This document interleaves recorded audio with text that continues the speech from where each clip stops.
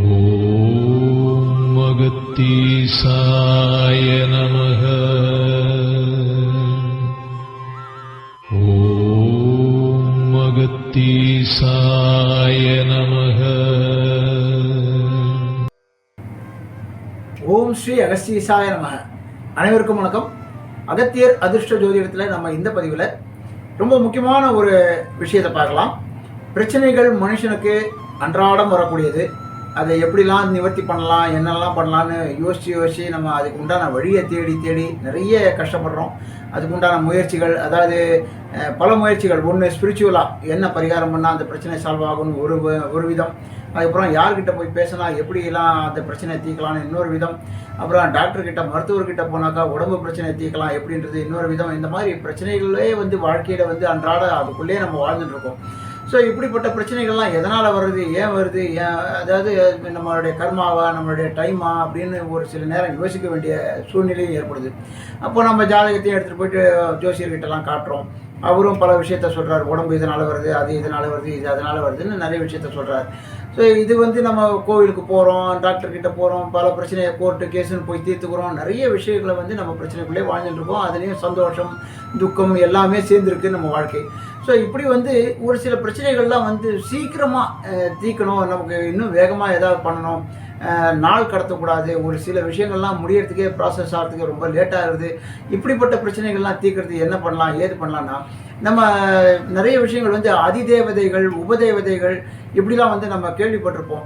இந்த தேவதைகள்லாம் நம்ம போய் வணங்கினாக்கா, அதாவது இப்போ நம்ம பார்த்தீங்கன்னாக்கா 3 phase கரண்ட் இருக்குது. மெயின் கரண்ட்டில் போயிட்டு நம்ம நிச்சயமாக கை வைக்க முடியாது, நம்ம அதை ஆன் ஆஃப் பண்ண முடியாது. அப்போ என்ன பண்ணுறோம், அது சப் ஸ்விட்சுன்னு ஒன்று சின்னதாக சுவிட்சை போட்டு வச்சுருக்கோம். நம்ம அந்த சுவிட்சை ஆன் ஆஃப் பண்ணலாம், அதில் நம்ம பயன்படுத்திக்கலாம். மெயின் சுவிட்சை நம்ம கையை வைக்க முடியாது, அதுக்குன்னு உண்டான ஆளுங்க தான் அதை பண்ணணும் இல்லையா.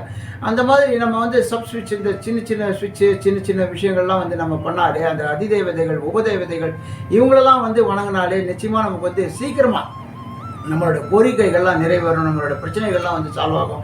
அப்படி என்ன பண்ணலாம் அப்படின்னு பார்த்தீங்கன்னாக்கா, எல்லாரும் எல்லாம் பண்ணிட முடியாது. இப்போ கடையில் மாத்திரை இருக்குது, எல்லா மாத்திரையும் ஆன்டிபயோட்டிக் தான், எல்லாமே நல்ல மருந்து தான்.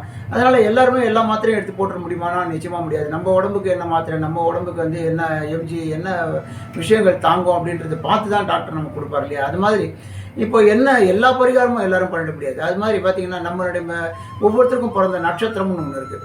அவங்கவுங்களுடைய நட்சத்திரத்துக்கு உண்டான கிரகங்கள், அதை இப்போ உதாரணத்துக்கு சூரியன் எடுத்துக்கிட்டோம்னாக்கா கிருத்திகை, உத்திராடம், உத்திராடம்னு ஒரு ராசியில் 3 நட்சத்திரம் இருக்கு இல்லையா.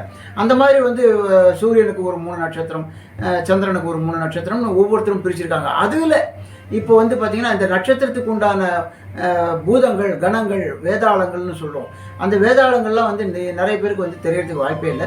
இந்த மாதிரி வேதாளங்களுக்கு உண்டான ஒரு அற்புதமான கோவில் சென்னையிலேருந்து மரக்காணம் போகிற வழியில் முதலியார் குப்பம்னு ஒரு இடம் இருக்குது. அங்கேருந்து ஒரு 3 கிலோமீட்டர் தொலைவில் கந்தசாமி கோவில்னு ஒரு அற்புதமான ஒரு பழைய கோவில். இந்த கோவிலில் பார்த்தீங்கன்னாக்கா, இந்த 27 நட்சத்திரத்துக்கும் உண்டான அஸ்வினிலேருந்து ரேவதி வரைக்கும் உண்டான நட்சத்திரத்துக்கு உண்டான பூதங்கள், அதாவது தேவதைகள்னு சொல்லலாம், அதிதேவதைகள்னு சொல்லலாம், வேதாளங்கள்னு சொல்லலாம். இந்த மாதிரி வேதாளங்கள் நமக்காக, அதாவது நமக்கு உதவி பண்ணுறதுக்காகவே அங்கே இருக்குது. இந்த வேதாளங்கள்லாம் சொன்னோடனே பயந்துட வேண்டாம். இவங்கெல்லாம் நல்ல சோல்ஸ்ன்னு சொல்லுவோம், நல்ல வேதாளங்கள்னு சொல்லலாம். நல்ல விஷயத்தை மட்டும்தான் பண்ணோம். என்ன, கோவில் உள்ளே முருகர் கூடவே இருக்கிறது.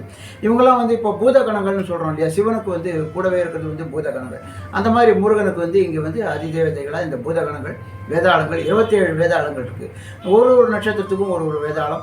இப்போ நம்ம நட்சத்திரத்துக்கு இப்போ அஸ்வினின்னு பார்த்தீங்கன்னாக்கா, அந்த வேதாளத்துக்கு உண்டான அந்த சந்நிதியில் போய் இது எப்படி பண்ணணும்னா, தேய்பிரை அஷ்டமியில் 3 அஷ்டமி போய் ஒரு அர்ச்சனை பண்ணிட்டு வரணும். இந்த வேதாளத்துக்கு சாயந்தர நேரத்தில் போனாலும் பரவாயில்ல, தேய்பிரை அஷ்டமியில் போயிட்டு இந்த வேதாளத்துக்கு போய் ஒரு அர்ச்சனை, நம்ம என்ன நட்சத்திரமோ அந்த நட்சத்திரத்துக்கு உண்டான பூதத்தை, வேதாளத்தை போய் நமஸ்காரம் பண்ணிட்டு முருகன்கிட்ட போயிட்டு, எப்பா நீ போய் சொல்லு, கொஞ்சம் சீக்கிரமாக என்னுடைய பிரச்சனைகள்லாம் தீர்த்து வை அப்படின்னு சொன்னாலே, அதுக்கப்புறம் முருகனையும் போய் பிரார்த்தனை பண்ணிட்டு வந்தாக்கா நிச்சயமாக நமக்கு உண்டான பிரச்சனைகள்லாம் எவ்வளோ ப்ராப்ளம் வந்தாலும் அது மலை போல் இருக்கிறதுலாம் பனி போல் உருகன்ற மாதிரி சின்னதாக்கி நமக்கு நிச்சயமாக நல்ல பலனை டெஃபினட்டாக கொடுக்கும்.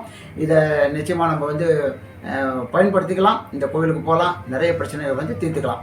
இது போன்ற அற்புதமான பதிவுகளோட நான் உங்களை அடுத்த பதிவில் சந்திக்கிறேன். இந்த பதிவு உங்களுக்கு பிடிச்சதுன்னா ஷேர் பண்ணுங்கள், லைக் பண்ணுங்கள், சப்ஸ்கிரைப் பண்ணுங்கள். நன்றி, வணக்கம்.